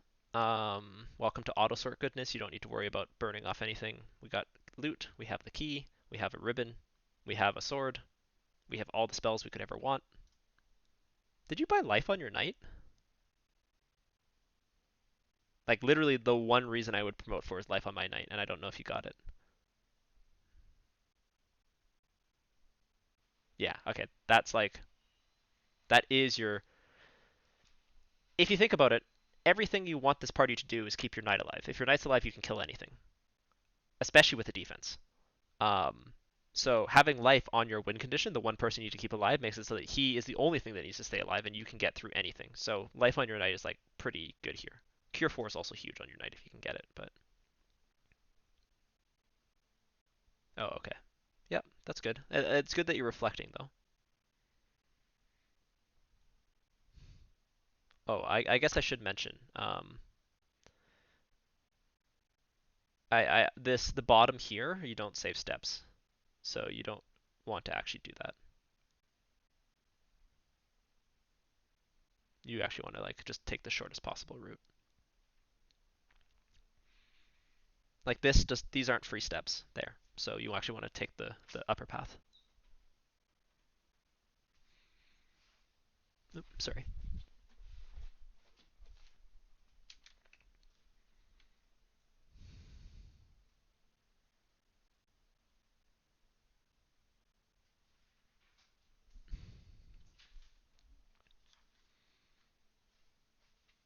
So what should we be looking like with what we currently have? Um, so there should be a ribbon on your knight and one of your two life casters. I would choose the red mage because of the elemental resistances the white mage already gets, but that's pretty minor. The defense should be on your knight because he's the one who needs to survive. Although if you're going to go pure speed and power, it could be argued that you put it on one of your life casters instead to try and protect them against Kraken or Tia, or Kraken or Chaos. Um, yeah, everything else not too big of a deal. I would debate going all in on the knight with the Masa instead of on the red mage or the white mage because I think fades and nukes will get through a lot of fiends, but it's understandable to keep it on the white mage for now as like a backup. The problem is white mages don't really, I don't know. Spells app knows more, but like without the power bonk, white samurai is kind of not that great because it just doesn't have enough base strength at this level to like do that much damage even with the Masa.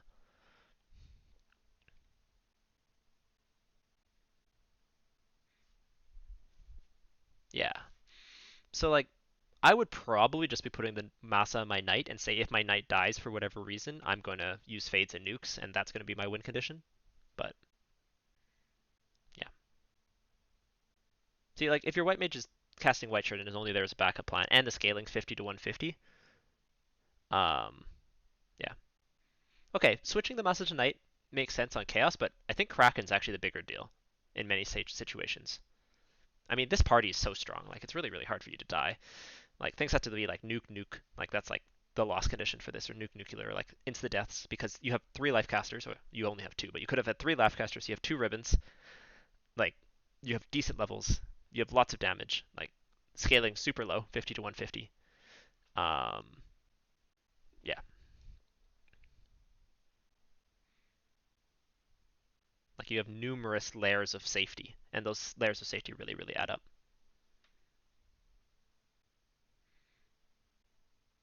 Okay, why are you taking this water fight? Is it unrunnable, or is it because you're scared, or is it because you want levels?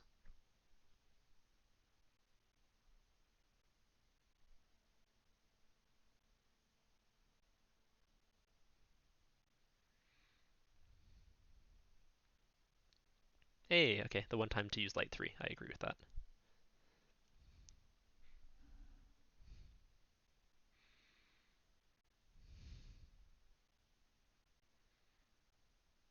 Good. That one. Those do save steps, so walk along the bottom here. Yep, good. Walk down. Yeah, nice. So, by the way, it is actually defendable here to have your knight be in the first slot if you're just going to try and nuke, fade nuke, because that will kill Kraken in almost guaranteed 2 or 3 rounds. But you don't want to go like fasting your knight if you are going to go fade nuke.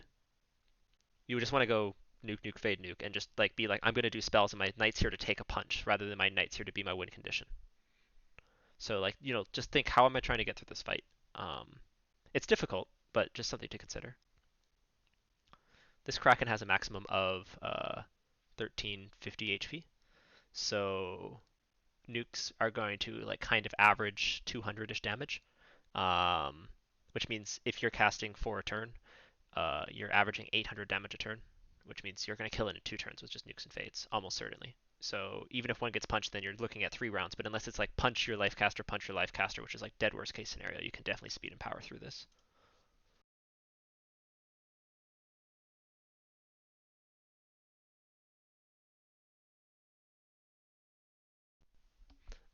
The one thing to consider is if your knight's going to do more damage with the Masa, for example, which it might. So I would probably swing with the knight. But anyways, Kraken Tiamat. How much HP does Tiamat 2 have? Not DVS or spells out.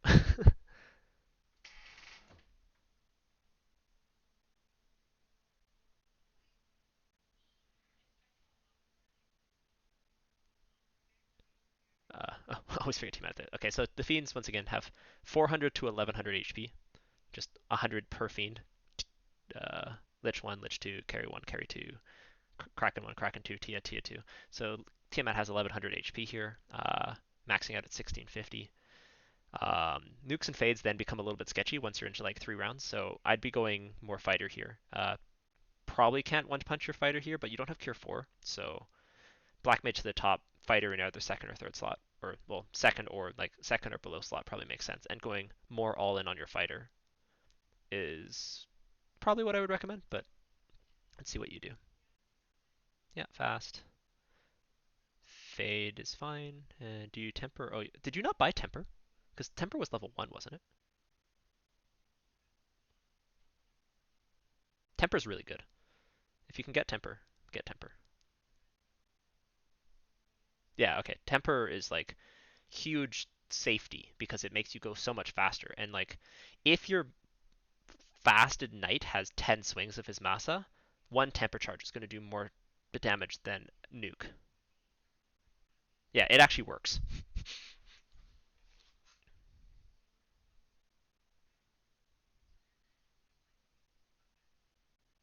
Oh, do we have victory let strats? Okay, remember to heal. Um, so chaos. I'm pretty sure there's a few things that are there's like one right way to do this. I mean, if you want to try and speed and power chaos, you can, but generally not advisable. Um, so how do you do this? Probably at least one turn of defense. Defense white shirt, get your invis stacks up. And then after that, you can either choose you could do two casters casting invis and then your fighter just always swinging, or you could have your fighter cast defense.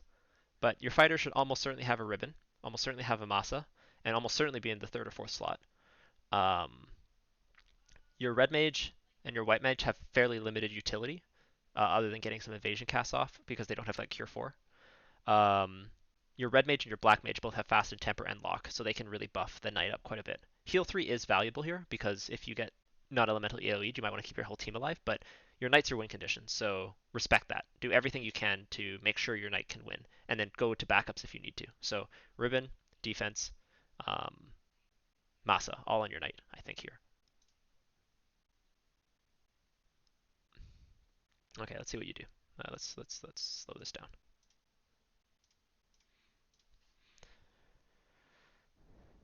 Wall. Doesn't the white mage already have a ribbon? Don't these both already have ribbons, or did you move them? Because wall does nothing if you already have a ribbon. Like absolutely nothing. No, it doesn't stack. Uh, Ribbons and walls gas give resistance to all elements, and that's a bit slider. It's either you have resistance or you don't. There's no being weak to for humans, unlike enemies. But once you have it, you have it. So there's no reason to stack it. It would have been understandable to cast wall on your knight, for example, if you didn't move the ribbon to him. That's actually like a very viable option, and I've definitely seen people like cast wall on their white mage turn 1 if they have the ribbons on these two characters. But nothing, no reason to cast it there. So some evasion stacking here would definitely be recommended. Um, that's not a ton of damage, but your loss condition is your knight getting punched out, or your knight getting nuked and then punched out, or your knight getting nuked twice. So working around that is probably going to help more than the occasional nuke. But Chaos isn't really punching that hard, so it's not a big deal. Like, I don't think this fight's going to go badly, but you want to work around what could go wrong, and you're trying to make it as safe as possible. Like, what happens if first turn my whole party gets nuked? How do I win from that point on? What spells are the most important to get off?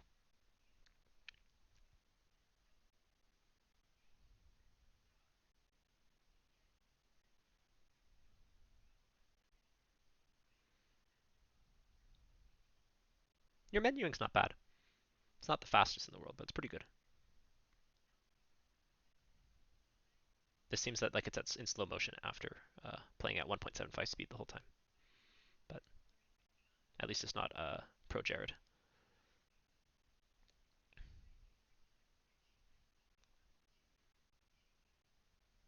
Yeah, this Chaos is almost dead. He has a maximum of 3,000 HP, so yeah, and there we go, GG's. So, what did we learn?